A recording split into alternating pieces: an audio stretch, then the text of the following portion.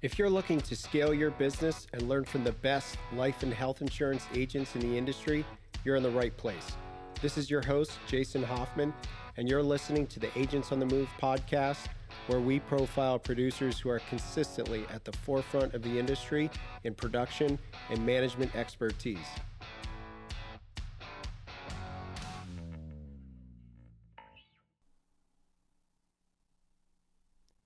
Brian Williams has been in the insurance business for over 12 years. This man is the personification of how a focused mindset can change your business. On this episode, we'll touch on Brian's shift to a practice focused solely on Medicare and how he has grown his client base to 2,700 Medicare beneficiaries and counting. So, Brian, what led you to becoming self-employed? Why insurance? Jeez.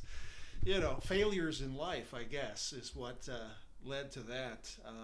I was coming out of, most recently, the mortgages, but 2008 with the whole crisis with, housing and whatnot, kind of floundered for a year, and then I realized I had to do something else, and I'm not really qualified to do a whole lot, and I looked into the ads online, and, insurance. Okay, let me look into that. So that's...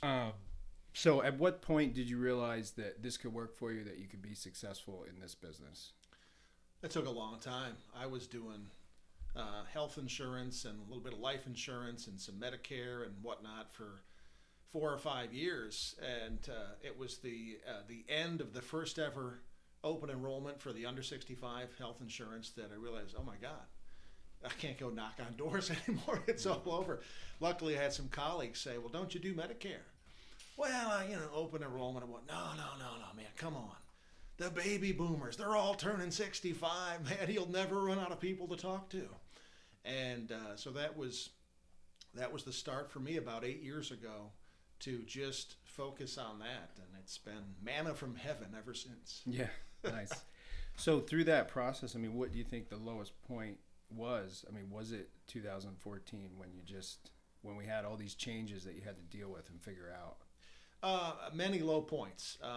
My chosen profession was broadcasting. I did that for 15 years. Got fired a few times on that and was burned out. I sold Craftmatic adjustable beds for 2 months. That was pretty low. Selling cars is not the best. I did mortgages for 10 years, and I thought that would be the rest of my life, and it wasn't. And then, how old was I at that point? I don't know, in my 40s, trying to reinvent myself. And there were many days, weeks, months, even years that were pretty low points. Yeah. So what can you attribute your success now to? Do you think it's just... It's a little bit of luck. It's finding the right thing that felt comfortable for me to sell. You and I had worked together, and you were incredibly successful, as were many others there. I just didn't fit that model. It didn't fit right for me. And I think one of the things was just focusing on one thing, just Medicare, rather than selling under 65 health insurance and life insurance and disability products and annuities and whatever else was out there. That just scattered my brain. Yeah. So what model are you using now? You mentioned the past model, which was more of like a captive agency type of model. I'm an independent agent, a broker, sell whatever products I want to sell. And again, it's just Medicare all day long. So if you had to choose like your most valuable tool that you use in your business, or whether it be technology or a marketing method, what would be your go-to? Well, it's the joke in my household is the system is in place. When I focused on Medicare, I realized it's the mailbox pretty much is what most people use. And I looked at the marketing pieces that went out, and I'm like, I can do better than this. So I crafted my own mailers, if you want to call it that, that were very straightforward, down to earth, and just sent those out to people in 3 different counties close to me, and was sending out 40,000 pieces of mail a year. And then so for the sheer volume of that, it couldn't help but work. So what's the process like? Like, do you have a set time frame that you follow up with people? Do you send a series? Yeah, so it's a series of 4 letters because most people would send one marketing piece to a wide area, and that's it. And I knew from other jobs that you had to advertise more than once to get a reaction. So sending out a series of 4 letters over a specific amount of time, eventually people would say, well, I got the first 2 from you. And I meant to call you, but I'm so busy and, whatever. And also the aspect of this that I liked, I never liked, knocking on doors and being the guy. I always felt like the salesperson, would you please buy something from me? When you send out a marketing piece, you just wait for the phone to ring. And then you're seen as the expert and they want your help. And it's a whole different dynamic from what you're selling. It's much more, it's a warmer introduction. Absolutely. Yeah. So if you had one do-over in your career, now that you've transitioned into insurance, if you could choose one thing, what do you think that would be?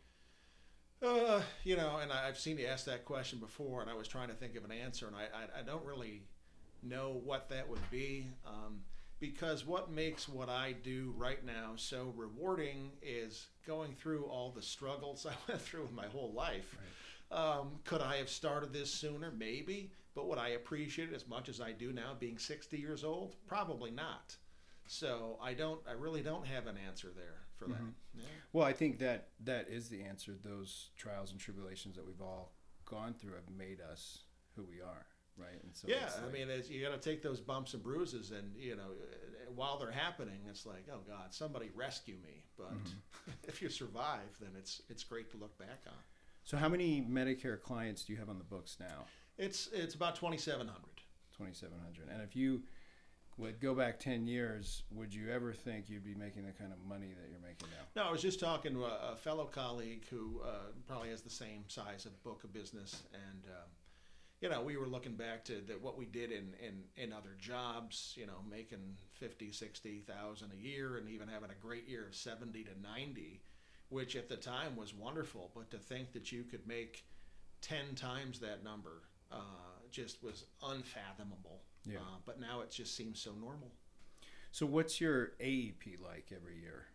That is a time frame that I'm just looking to maintain my clients. The bulk of my business comes throughout the years. People are aging in at 65, or they worked a couple of years till full retirement and now they need Medicare. So AEP is, as far as getting new clients there, it's very consistent. I might only get 30 new people during AEP, whereas during the rest of the year, I'm enrolling on average 34 new people to Medicare every month. Yeah, and are you focusing strictly on Medicare Advantage plans, Medicare supplements, or you just kind of feel what's right for the client? It's whatever's right for the client. It's an even mix of my 2,700. It's about 1,400 and change with a sup, and about 1,250 to 1,300 with an Advantage plan. And that's something that depends upon the region in which you live in. Because where I live in central Pennsylvania, you look at any region in the country, we've got more Advantage plans than any region anywhere in the entire United States of America. Mm-hmm. But I think you would mention that here in the Philly area that MedSup is really more the way to go for people. But it's really 50-50. Yeah, I mean, people have asked me that question all the time, clients, and I tell them it is about 50-50, So do you have a area or that you market to, or that you drive to? Are you still seeing people in person? Are you doing it over the phone? Yeah, it's and I still do it in person, and was shocked to see that one of the people you interviewed, who was always a go to the appointment thing, is doing this electronically, which we all had to do, a couple of years during COVID. I hated that. Really? I get so much more enjoyment out of being in person at their house. For all my colleagues who keep offices where people come to see them, I honestly think I'd be bored out of my mind. Yeah. You see so many amazing things and meet such wonderful people in their environment. Sure, there was the story of the guy's briefcase falling into the kitty litter box or something like that. Well, that happens, but those are just fun stories to tell. Right. So, I mean, in what ways has COVID made you better when we had to go through that time where we couldn't? Well, I guess it taught me that, yes, if I have to, I can do it remotely, that I don't have to go see somebody. But it made me appreciate the fact that of how much I enjoy going out and about. It's people look for, times of the day to, whether it's meditate or something like that. I kind of do that throughout the day as I'm driving to and from. I'm relaxing. I listen to a lot of music.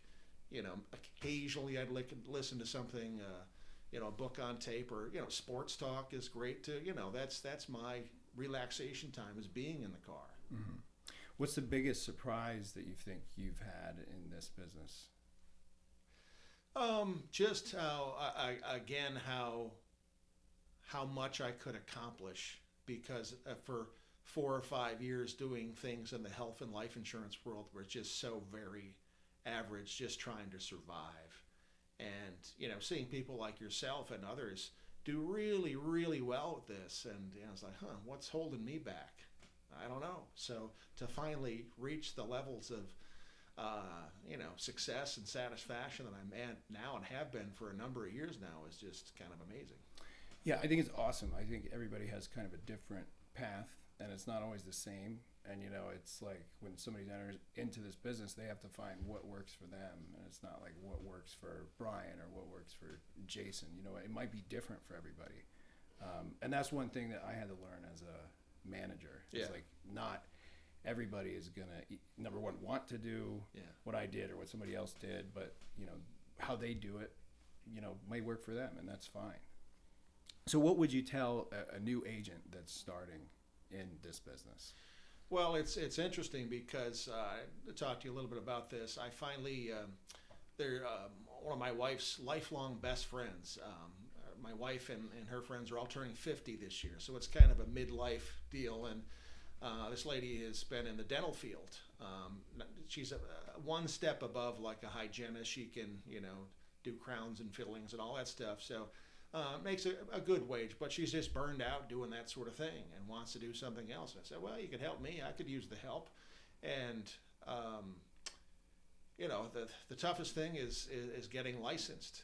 The toughest thing for someone who wants to take this on their own is getting off the ground, because the commissions don't come right away necessarily. It's now, from a competitive standpoint, it kind of keeps the competition away, because you could at best break even in 1 year by putting all this cost into it to get it going and waiting to get paid. So it's challenging. Yeah. So your advice maybe would be, don't give up. Well, and here's the thing that I would have to say to anybody, no matter what it is what do you want? It's not just, well, I want to be rich. No, you have to be very specific about what you want. And now you can vary off that path, but without not knowing exactly, as specifically as possible for what you want. It's a little bit different than a goal. You have to know what you want and have the faith to believe it's going to happen. Yeah. Yeah, it's not always monetary. It might be freedom for some people. It might be time with their kids. Sure. And this business gives you the ability to make your own schedule, which is a huge benefit. So you mentioned your meditation or your routine or whatever is kind of done in the car. So you would say you don't have a specific schedule or routine that you abide by each day, or is there anything that you kind of build into your schedule that helps you maintain it? Well, yeah, so no, I mean, the routine, I try to stick to a routine. I'm up at the same time every day. I'm going to have my coffee, feed the dog, walk the dog, exercise, shower, get ready. And pretty much that kind of follows the same pattern. But it is the time between appointments to, reflect not only just on what just happened with that appointment or what am I getting ready for the next appointment, is like, you think about life all day long. Am I doing the right thing? Not only professionally, but, with your family, with your children, with your friends, with your exercise routine, with your diet. I like to think about these things. So it's kind of happens throughout the day. What do you think is giving you the most satisfaction or sense of accomplishment? It's to be crass. No, it is making the money, because most of my life, made a decent income. when I was in broadcasting, there was a couple of years where it was really good, but then it's bad, and then a couple of years in mortgages, it's really good, and then it's bad. And to have this consistent thing because of the residual income part of it, then I could pay down these debts. We could do the home improvements. I put my daughter through college and paid every penny of it, and was glad to do so. So it's very important to not have to worry about those things. Does it solve all your problems? No, and sometimes it creates more problems, but I'd rather be in that position. I can't think of another occupation that's as recession proof as this. It's we keep waiting for the government to somehow screw it up, Right. which they're bound to do at some point. So hopefully that doesn't happen until after I'm gone. Yeah. So what do you see happening next with Medicare or with insurance in general? Well, it was such a big topic during elections about, Medicare for all. And I don't think that's happening in our lifetime, but I could see Medicare Advantage for all because it keeps the insurance companies in play. They're not giving up what they've got going on. So maybe that's it. Other than that, I really don't know. And Medicare for all wouldn't be a bad thing at all. No. For us. It would be a boom. Although, except that's what people said when the Affordable Care Act finally went into play. Oh, you're going to love this. Everybody's going to have insurance. Well, they cut commissions by 80%. And then for a couple of years, they didn't pay any commissions. So how good is that? Right. That's not good at all. I think that market has started to stabilize over the last couple of years to become more like Medicare. Like you see some carriers entering in that space, or FMOs, like for example, Ritter. They're starting to buy local GAs that have traditionally always done ACA business. Okay. So I think the stability is good, and the model is becoming more like Medicare. But you don't have the retention. I think the retention for somebody that's under 65 that buys a policy might be a year, but Medicare, 4 to 5 years on average. Yeah, easily. Yeah. So what would you say, what's one thing that very few people know about you? Oh gosh, I don't know. I think I'm pretty much an open book. I don't really have any secrets. No, I mean I love music. I listen to music all day long. I mean that's part of the reason I went into the radio business. I don't have any abilities to play music, never did, but certainly love listening to music. Probably maybe one thing that people don't realize how critically important it is to me is reading books. But it's not some new book that comes out. It's books that they might be 100 years old. They might be 90 years old. Learned a lot from those things. Mm-hmm. Yeah. Well, what's one thing that you draw inspiration from, or whether it's, a book that you'd recommend to somebody, a mentor, a course, whatever that may be? So it started when I was actually in the mortgage business. There was a pretty large organization called By Referral Only. The gentleman's name is Joe Stumpf, and he was the one that got me into reading books, because he would read these books and relate what he learned from this book, and so you go out and get that book and you learn some of that stuff, and one step leads to another. This book leads to this book, and a reference to this book, and what about that, and just learning to try to figure it out. A lot of it, quite honestly, has to do with the law of attraction. Mm-hmm. Yeah. Got it. Yeah, you can go down those rabbit holes. Like I start reading about John D. Rockefeller, and then you read a book about Andrew Carnegie, and then you read a book about J.P. Morgan. Or watch those on the History Channel. It's Right. Fascinating how they created such amazing things from almost nothing, and then went broke, maybe had to come back. Yeah. Well, I think it's awesome what you've done. I mean, you've also showed a lot of other people how to do what you do, and it's not that you're making any money off of that. You're just doing it because... No, I didn't look to profit from that, and someone that we worked with together gave her my whole process. She's done well with it. I have a couple other guys who are doing well with it. Even somebody in New York City, has had success. We wondered what's that going to be like in a major metropolitan area, but it works pretty much no matter where you're at. Yeah. So it's as you has always said, giver's gain. So it's. And that's kind of that law of attraction thing. What goes around comes around. You can call it karma, whatever you want, but you'll receive far more in return than you'll ever get from what you gave away. So how much do you think you spend on mailers over the course of the year? Like, what is your marketing budget? Yeah, so people look to cut corners here and there, and I don't. I mean, I go to Costco, get the paper. I do the printing of these letters at my house. I sign my name to them, and I hand off everything to an assistant who puts it all together for me. She highlights things, and she's the one that folds them. She hands write an address on the envelope.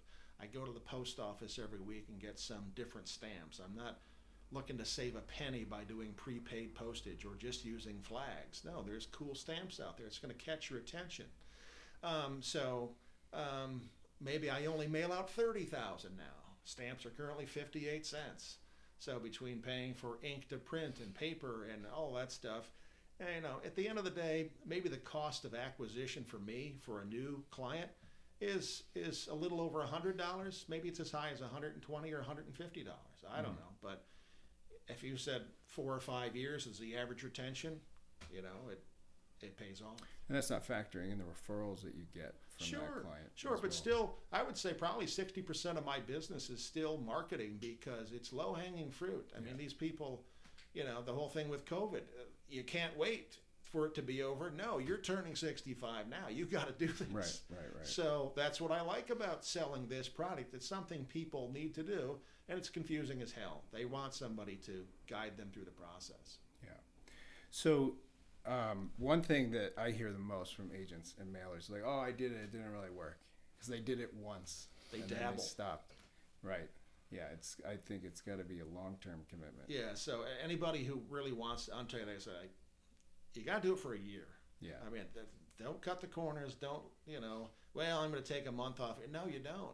You're going back to square one when you do this. You got to, and that's why I said, you got to have the budget. Who's got the budget? Right. People who, are looking for a new job. They want some new job that comes with a base salary and commission on top of it, and it's got to be 6 figures, and that's not the real world. Right. There's 1,000 people looking for that job.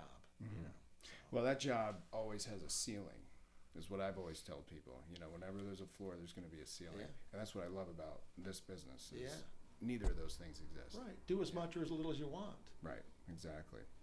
Yeah. So when do you meet with people when they're turning 65? I mean, are you meeting with them 6 to 8 months out? Do you have a time frame? Or it's funny you asked that question because through someone, Stacy, that we used to work with, who now is at a different side of the industry. She's on the insurance company side. She had picked my brain a year or two ago. I was like, hey, I got some agents, looking to, do something on their own. And kind of explained how I work it. And so she relayed that to a couple of people. I actually met one of those people in a meeting last week who's been doing, I'd never met her before, but she's doing well with the same overall concept. Mm-hmm. And that was pretty exciting to see. And so I asked, well, when do you send out your mailers? And she said 7, 5, and 3 months in advance of them turning 65. Wow, because I never really knew. I do 4, 3, 2, something like that. I'm trying to catch them so that by the time they get my second piece, they have a Medicare card or they're within the 3 months to sign up for something.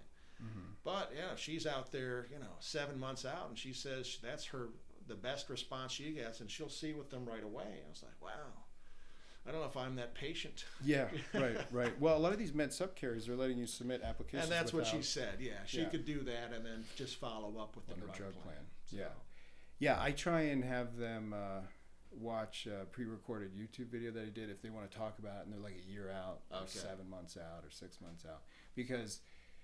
And this is nothing to do with the Medicare market specifically. It's just people in general. Like, we'll go over, and I tell them this. I said, look, we'll go over all this stuff right now, and then in 3 months, you'll forget everything. Absolutely. So, let's do it so you can hopefully retain it. But here's some information that you can go over now. And if they are adamant, I will do it. Yeah. And that's what one of the blessings out of the COVID situation was like, crap, what do? I go see people. Yeah. So I just took my iPhone and recorded I call it my 10-minute explanation of Medicare, and I've left it posted up there. I haven't updated it at all, but I can see how many views it gets and people watch it. And it's the same thing I would say to somebody when I meet with them, so they can learn a little bit about it. So it cuts down on the appointment time when I actually see him. So, who knew that was going to happen? So that was a and blessing. they've probably said, "Hey, Brian, well, we watched your video, and you're Right. like, great, Yeah, it exactly. just saved everybody a lot of time." Yeah. And even when you go over it a second time, then they start to remember it and it clicks. Well, hey man, listen. Anything else that you want to bring up that you would want to say to our listeners, to agents in general? No, it's a combination of things. It's again, focus on what you want. If you tuned into this and it's like, I don't sell Medicare, I sell life insurance, whatever it is, specifically, what do you want? Is it an income level? Is a number of hours a week to work? Is it creating an agency to hire people to do this? What specifically do you want? The more specific you can be about what you want, the universe will conspire to help you. Yeah, there's a joke, and it's so there's a plane, traveling east, and the pilot says to the passengers, he says, they lost all radar. They don't know where they are. He said, "Look, I got good news. I got bad news. The good news is we're making great time. The bad news is we don't know where the hell we're going." Right? So it's like, I think if people kind of work backwards from that point, like, where do I want to be? I mean, everything that you do becomes easier because you know why you're doing it. Yeah. Right. I mean, people have hopefully heard quotes. If you haven't heard these quotes, look them up or what. You are what you think about all day long. All right. So, and I learned some of these things going backwards when I was unsuccessful. What was I thinking about? I was thinking, all I want is I just need to make enough money to pay my bills. Guess what? I just made enough money to pay my bills. And somebody tried to say to me, well, what do you want? What are you, dreaming about? I was like, I can't even think about that. I'm in survival mode. I just want to survive. But that's what you get. You get what you expect. Right. Take that as literally as possible. Yeah. Well, listen, thanks a lot, man. We really appreciate you coming in, and I'm glad we've been able to stay in touch over the years.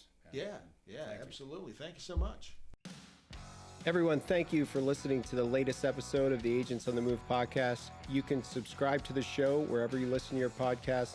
If you thought the content was beneficial to you, please subscribe to the show and write a review if you'd like. We look forward to joining you again. Thanks.